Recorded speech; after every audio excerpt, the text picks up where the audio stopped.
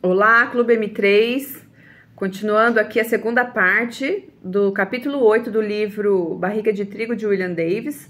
Vamos iniciar a leitura aqui pelo subtítulo Quadris de Trigo para acompanhar sua barriga de trigo. Você já notou que as pessoas que têm barriga de trigo quase sempre têm também artrite em uma das articulações ou em mais de uma? Se não percebeu, observe com que frequência alguém que carrega o característico barrigão também manca ou se encolhe de dor no quadril, no joelho ou nas costas. A osteoartrite é a manifestação mais frequente da artrite no mundo, mais frequente que a artrite reumatoide, a gota ou também qualquer outra variedade do problema. A dolorosa perda de cartilagem entre um osso e outro resultou em artroplastias, artroplastias de joelho, são as cirurgias do joelho, e de quadril em 773 mil norte-americanos apenas em 2010. Não se trata de um probleminha qualquer. Mais de 46 milhões de pessoas, ou 1 em cada 7 norte-americanos, receberam de seus médicos o diagnóstico de osteoartrite. Muitos outros andam manquitolando por aí, sem um diagnóstico formal. Durante anos, o senso comum foi o de que a artrite comum dos quadris e joelhos era o mero resultado do desgaste natural, como um excesso de quilometragem nos pneus do seu carro. Uma mulher de 50 quilos, joelhos e quadris com probabilidade de durar a vida inteira. Uma mulher de 100 quilos, joelhos e quadris são sacrificados e se desgastam. O excesso de peso em qualquer parte do corpo, nádegas, barriga, tórax, pernas, braços, representa um esforço mecânico que pode danificar as articulações. A questão, porém, é mais complexa do que parece. A mesma inflamação que tem origem na gordura visceral da barriga de trigo e resulta em diabetes, doenças cardíacas também e câncer, gera inflamação nas articulações. Já se mostrou que mediadores hormonais inflamatórios como o fator de necrose tumoral alfa, as interleucinas e a leptina inflamam e desgastam o tecido das articulações. A leptina, em particular, revelou efeitos destrutivos diretos sobre as articulações. Quanto maior o grau de sobrepeso, isto é, IMC mais alto, maior a quantidade de leptina no líquido sinovial e maior a gravidade das lesões nas cartilagens e nas articulações. O nível de leptina nas articulações espelha com exatidão o nível dessa substância encontrada no sangue. O risco da artrite é, portanto, ainda maior para alguém que tenha gordura visceral do tipo barriga de trigo, como fica evidente pela probabilidade 3 vezes maior de artroplastia de joelho e quadril em pessoas que tenham uma circunferência maior na altura da cintura. Também se explica por que a articulação... Também se explica por que articulações que não sofrem com excesso de peso, como as das mãos e dos dedos, também desenvolvem artrite. Perda de peso e com ela a gordura visceral alivia a artrite mais do que se pode esperar da simples redução da carga representada pelo excesso de peso. Num estudo realizado com participantes obesos com osteoartrite, houve 10% da melhora nos sintomas e na função das articulações a cada 1% de redução da gordura corporal. A preponderância da artrite, as imagens comuns de pessoas massageando as mãos e joelhos doloridos, leva-nos a acreditar que a artrite é uma consequência forçosa do envelhecimento, tão inevitável quanto a morte, os impostos e as hemorroidas. Não é verdade. As articulações têm de fato potencial para nos servir pelas 8 ou mais décadas da nossa vida, a menos que as destrocemos com agressões repetidas, como a acidez excessiva e as moléculas inflamatórias, por exemplo, a leptina, produzidas pelas células de gordura visceral. Outro fenômeno que se soma aos ataques induzidos pelo trigo às articulações ao longo dos anos, a glicação. Você deve se lembrar que os produtos de trigo, mais que praticamente todos os outros alimentos, aumentam o nível de açúcar, isto é, de glicose no sangue. Quanto mais produtos de trigo você consumir, mais sobem e com maior frequência as taxas de glicose no seu sangue e mais glicação ocorre. A glicação representa uma mortificação irreversível das proteínas na corrente sanguínea e nos tecidos do corpo, incluídas as articulações como as dos joelhos, quadris e mãos. A cartilagem nas articulações é particularmente suscetível à glicação, pois as células das cartilagens têm uma vida útil têm uma vida muito longa e não se reproduzem. Uma vez lesionadas, não se recuperam. Exatamente as mesmas células cartilaginosas que estão em seus joelhos aos 25 anos de idade estarão aí, esperamos, quando você estiver com 80 anos. Logo, essas células são suscetíveis a todos os altos e baixos bioquímicos da sua vida, entre eles suas aventuras com a glicose no sangue. Se as proteínas das cartilagens, como o colágeno e o agrecan, se tornarem glicadas, elas ficarão anormalmente rígidas. Os danos da glicação são cumulativos, tornando a cartilagem quebradiça e inflexível até ela acabar por se esfarelar. Resultado: inflamação, dor e destruição das articulações, características principais da artrite. Portanto, os altos níveis de açúcar no sangue, que estimulam o crescimento de uma barriga de trigo, associados à atividade inflamatória das células da gordura visceral e à glicação da cartilagem, levam à destruição dos ossos e do tecido cartilaginoso nas articulações. Ao longo dos anos, isso resulta nos conhecidos sintomas de dor e inchaço nos quadris, joelhos e mãos. Essa baguete pode parecer inocente, mas ela faz muito mais mal às articulações do que você imagina. Homem anda depois da eliminação do trigo. Jason é um programador de computador de 26 anos de idade, inteligente e rapidíssimo para captar ideias. Ele veio ao meu consultório com sua jovem mulher porque queria ajuda para simplesmente ficar saudáveis. Quando me disse que, ainda bebê, tinha sido submetida a uma complexa cirurgia para reparar um defeito congênito no coração, eu o interrompi de imediato. Espera aí, Jason, acho que você está no consultório errado. Essa não é minha especialidade. Eu sei. Só preciso da sua ajuda para melhorar minha saúde, então... Para melhorar minha saúde. Estão me dizendo que talvez eu precise fazer um transplante de coração. Estou sempre sem fôlego, já precisei ser internado para tratar de insuficiência cardíaca. Gostaria de saber se há alguma coisa que se possa fazer para evitar o transplante ou se eu realmente preciso fazê-lo e gostaria que me ajudasse a ter uma saúde melhor depois disso. Achei que isso era razoável, fiz um gesto para Jason ir até a mesa dos exames. Certo, entendi.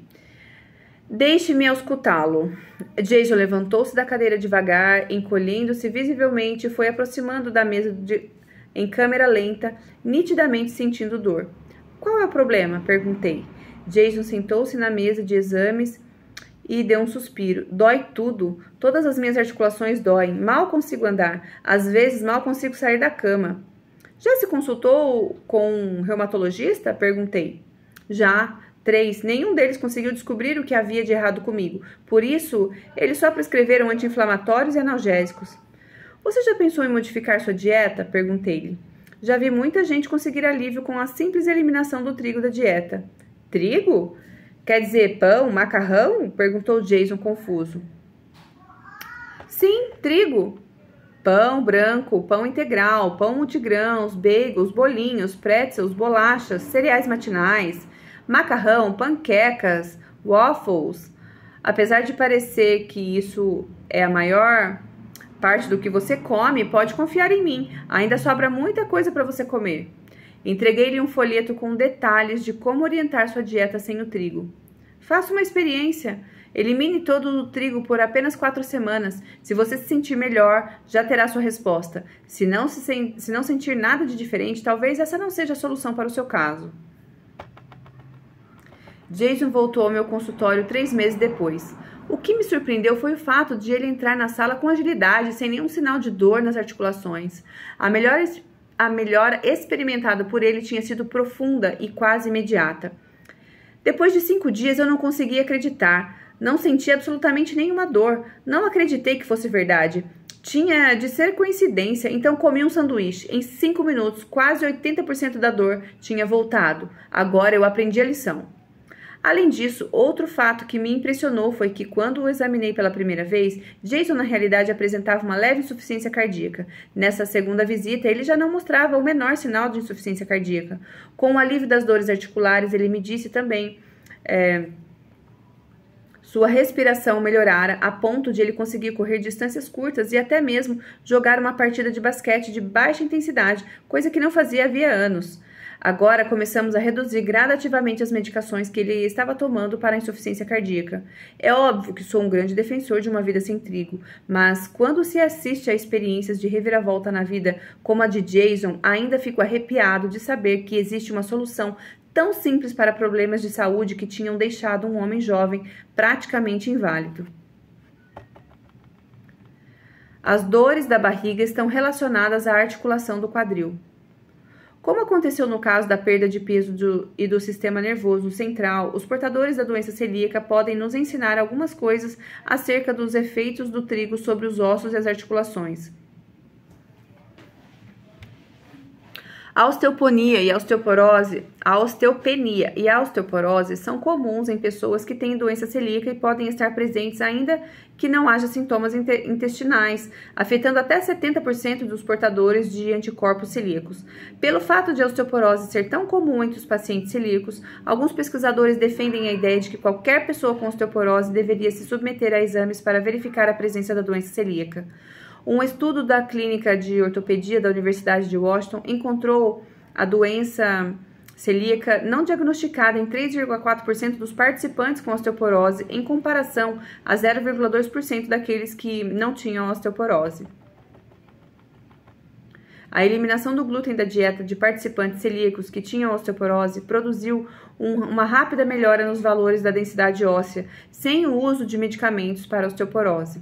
As razões para a baixa densidade óssea incluem a absorção deficiente de nutrientes, em especial da vitamina D e do cálcio, além do aumento da inflamação que aciona a liberação de citocinas, como as interleucinas, que atuam na desmineralização dos ossos. A eliminação do trigo da dieta, portanto, não só reduz a inflamação, como também permite uma melhor absorção dos nutrientes. A gravidade das consequências do enfraquecimento dos ossos é realçada por histórias de horror, como a da mulher que sofreu 10 fraturas da coluna e das extremidades ao longo de 21 anos a partir dos 57 anos de idade, e todas de ocorrência espontânea. Quando ela se tornou inválida em consequência das fraturas, finalmente foi diagnosticada como celíaca.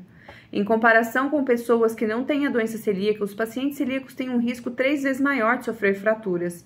A questão espinhosa de indivíduos sem sintomas intestinais que apresentam resultados positivos nos exames para anticorpos antigliadina aplica-se também à osteoporose. Num estudo, 12% das pessoas que tinham osteoporose apresentaram resultado positivo nos testes de detecção de anticorpo antigliadina, embora não tivesse nenhum sintoma ou sinal da doença celíaca, ou seja, intolerância ao trigo ou doença celíaca silenciosa. O trigo pode manifestar-se em transtornos inflamatórios dos ossos, além da osteoporose e das fraturas. Portadores da artrite reumatoide, uma artrite dolorosa e incapacitante que pode deformar as articulações das mãos e dos joelhos, também dos quadris, cotovelos e ombros, podem apresentar sensibilidade ao trigo associada a essa condição. Em um estudo em que pacientes que sofriam de artrite reumatoide, nenhum deles celíaco, submeteram-se a uma dieta vegetariana sem glúten, foram observados também sinais de melhora da artrite em 40% deles, bem como níveis reduzidos de anticorpos antigliadina. Talvez seja exagero sugerir que o glúten do trigo foi a causa inicial, o estimulador da artrite, mas ele pode sim exercer efeitos inflamatórios exacerbados nas articulações, tornadas suscetíveis por outras doenças, como a artrite reumatoide. Segundo minha experiência, a artrite não acompanhada por anticorpos da doença celíaca costuma responder bem à eliminação do trigo da dieta. Algumas das mais impressionantes reviravoltas que já presenciei em saúde dizem respeito à obtenção do alívio das dores articulares incapacitantes. Como os exames convencionais para a detecção de anticorpos para a doença celíaca deixam de identificar a maioria dessas pessoas, é difícil quantificar e comprovar esse fato, indo além da melhora que as pessoas alegam sentir. Mas isso pode ser uma pista para fenômenos que se mostram mais promissores para o alívio da artrite. Será que o risco fora do comum para a osteoporose e as doenças inflamatórias das articulações em pacientes celíacos corresponde a uma exacerbação da situação em consumidores de trigo não celíacos e que não apresentam anticorpos ao glúten? Minha suspeita é de que sim, qualquer ser humano que consuma trigo sofre seus efeitos diretos e indiretos da desnutrição da destruição de ossos e articulações, efeitos que apenas se expressam com mais vigor nos celíacos e nos que apresentam resultados positivos para anticorpos ao glúten.